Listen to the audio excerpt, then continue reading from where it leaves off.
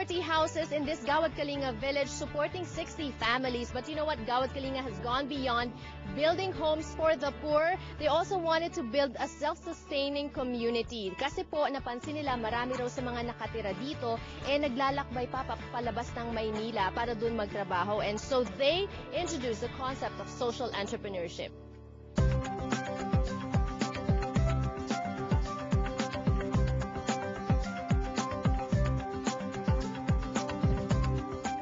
Mike, social entrepreneurship, it's not something that a lot of people know of. What is this concept about? Basically, social entrepreneurship is doing business that doesn't only think about the profits, but also the impact it has on the planet and the people, to the greater society. So, hindi ba parang sinasabi nila it's a lost cause? So, a lot of people are really, especially young people like you, nag-aaral, nagsisikap na makaalis ng bansa at magtrabaho doon. Pero ikaw, instead of, applying for out of the country or even some multinational corporations here, you're choosing to do something that's new, but also because it's new, it's also difficult. Well, this is our home, so it's actually our responsibility to take care of it and actually make it better so other Filipinos can come back. So for social enterprise, yes, it is difficult, very challenging at first, but I feel there's no other way of doing business. If other business would prioritize their bottom line, which is profit, us, we take a lot of things into consideration, where we source our products, how we treat our people, how do we empower all stakeholders in the business. Because in fact, by doing this, you just don't get the sense of fulfillment, but the whole country actually benefits from it. Like, for example, in the company that I'm working for, in Human Nature, we don't only go directly to the farmers, but we teach them how to do value-added services, so they get a higher income. But it doesn't end with just a higher income. We empower them to identify the needs of their community, so that anything in excess in their net income goes to the benefit of the community. When you talk about it, parang it sounds so simple, pero alam ko, like you mentioned earlier, maraming difficulties, maraming challenges. What are some of those challenges?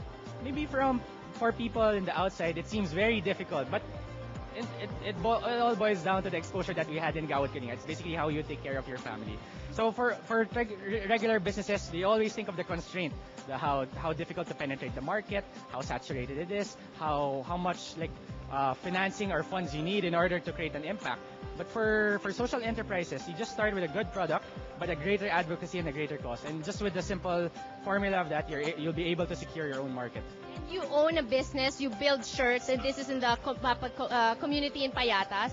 Tell us about working with them. Some people are saying na, they grew up like that, minsan mahirap na makisalamuha, makipag-usap sa kanila, and to make them understand. Is that the same kind of experience that you had? Initially, yes, I've been hearing a lot about it, but until you go down and really experience it with them, it's a heartwarming and a very enlightening experience. In fact, they're more productive because they know that your engagement with them isn't only limited by how much they can produce, how much they can earn, but they know it's something deeper because it's a very uncommon path.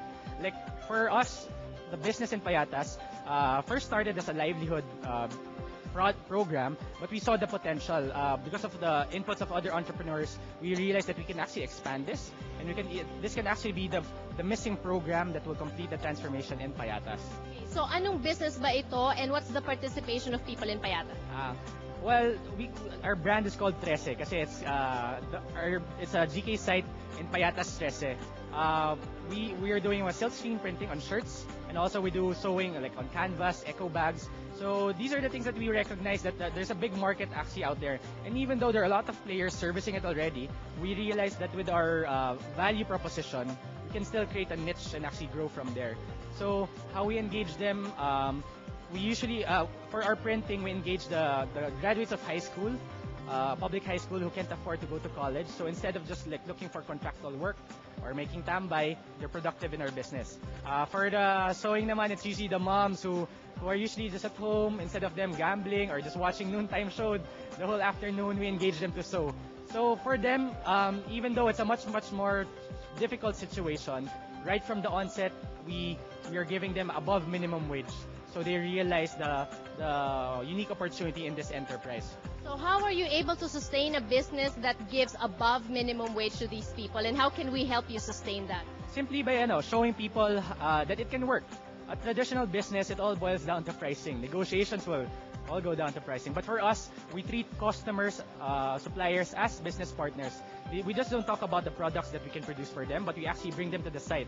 We introduce them to the tito and the titas who produce the shirts, to the teenagers who we just used to play basketball and football with, who are now very productive with the business. It's because of that they see that, pricing is just a factor, but in terms of the whole value, this one provides a bigger value to the community and to the economy. I think that's one thing that's missing in a lot of businesses. It's business with a conscience.